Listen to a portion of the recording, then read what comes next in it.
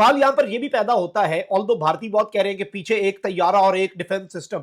ओ भाई, राफेल किधर था? राफेल क्यों नहीं खड़ा किया? क्योंकि जाहिर बात है, राफेल की इंटरनेशनली रुसवाई इतनी हो चुकी है और राफेल के साथ इन्होंने हल्का फुल्का एडवेंचर करने की कोशिश की, तो जो कंपनी राफेल बना रही है उसने इनके गले पड़ जाना है।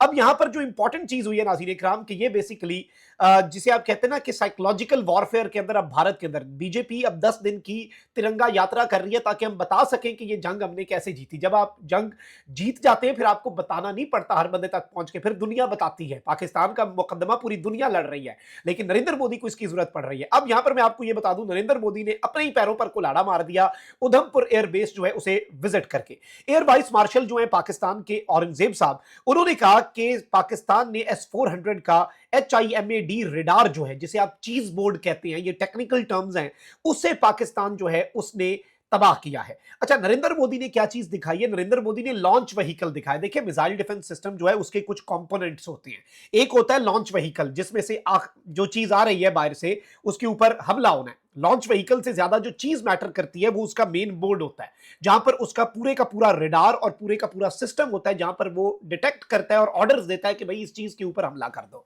अब इस सब के अंदर मैं आपको ये बता दूं कि इस सब में नरेंद्र मोदी जो है वो पूरी दुनिया को पागल बनाने की ये कोशिश कर रहा था, लेकिन एक मरतबा फिर जो मिलिट्री की टेक्नोलॉजी को और इन टेक्निकलिटीज को समझते हैं लोग, वो इसका मजाक उड़ा रहे हैं। और इस सब के अंदर एक और एंगल के अंदर नाज़रीन इकराम मैं आपको ये बता दूं कि MiG-29 और S-400 का इसने जो लॉन्चर है नरेंद्र मोदी ने वो दिखाया, लेकिन इसमें नरेंद्र मोदी ने एक और कंफर्मेशन इसी तरीके से दे दी कि जो ग्रेव स्टोन है उसका S-400 का, जो S-400 का चीज बोर्ड है, जो S-400 का बिग बर्ड है, वो किस तरह से यहां पर नजर नहीं आ रहा था। और इस सारी की सारी सूरत हाल के अंदर ये जो बेस है इसके ऊपर MiG-29 दिखाना, ये इस जानिब इशारा है कि इस बेस से उड़ने वाला कोई MiG-29 भी इनका जरूर गिरा होगा। There is no other option in that. और S-400 के सबूत दिखाते दिखाते नरेंद्र मोदी जो है वो असल कहानी बता बैठा है, क्योंकि ना ये उसका चीज बोर्ड दिखा पाए, ना ये ग्रेवस्टोन दिखा पाए, ना ये उसका जो बिग, यानी उसकी कोई और कंपोनेंट इन्होंने नहीं दिखाया जो पाकिस्तान ने क्लेम किया कि ये कंपोनेंट्स हमने तबाह किए। ये अगर आप अपनी जाहिल अवाम, बल्कि अवाम तो फिर भी ठीक है, जाहिल मीडिया को आप फीड करने के लिए ये ऑपरेशन किया आपने साइकोलॉजिकल वॉरफेयर का, तो फिर ठीक है, आपकी अवाम को आप इस तरह से पागल बनाते रहें, ना आप पाकिस्तान को और ना इंटरनेशनल कम्युनिटी को पागल बना सकेंगे।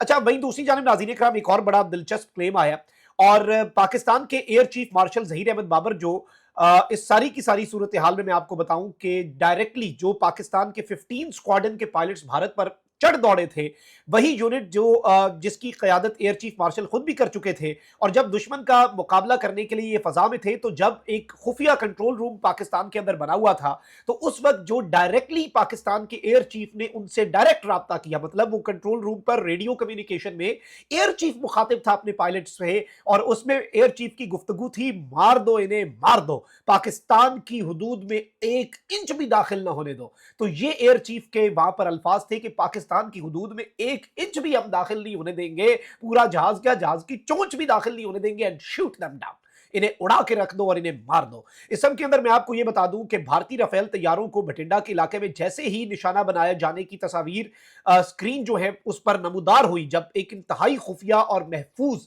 पाकिस्तान एयरफोर्स के कमांड सेंटर पर जब भटिंडा से उड़ने वाले जो राफेल्स हैं उन्हें पाकिस्तान ने फिर तबाह किया, उसके बाद फिर कमरे में जो अल्लाह अकबर की सदाएं लगी, वो एक अजीब सा मंजर था। वहां पर मौजूद जो अफसरान है वो बताते हैं कि एक फीलिंग ही और थी कि हमारा चीफ जो है वो हमारे पायलट्स को कह रहा है ठोक दो इन्हें, और उन्होंने ठोक दिया। और फिर कमांड रूम के अंदर जब हम वो विजुअल्स देख रहे थे कि उड़ गए रफेल, रफेल हमने तबाह कर दिए, तो उस पर अल्लाह अकबर की सदाएं लग रही थी। और नाज़रीन इकराम, ये इंतहाई सेंसिटिव टाइम होता है, आप अंदाजा करें कि किस तरह से पाकिस्तान ने भारतीय तैयारों को गिराया, और ये कितनी बड़ी अचीवमेंट थी। कॉमेंट सेक्शन में राय का इजहार जरूर करें। अपना बहुत ख्याल रखें। अल्लाह निगहबान। पाकिस्तान जिंदाबाद।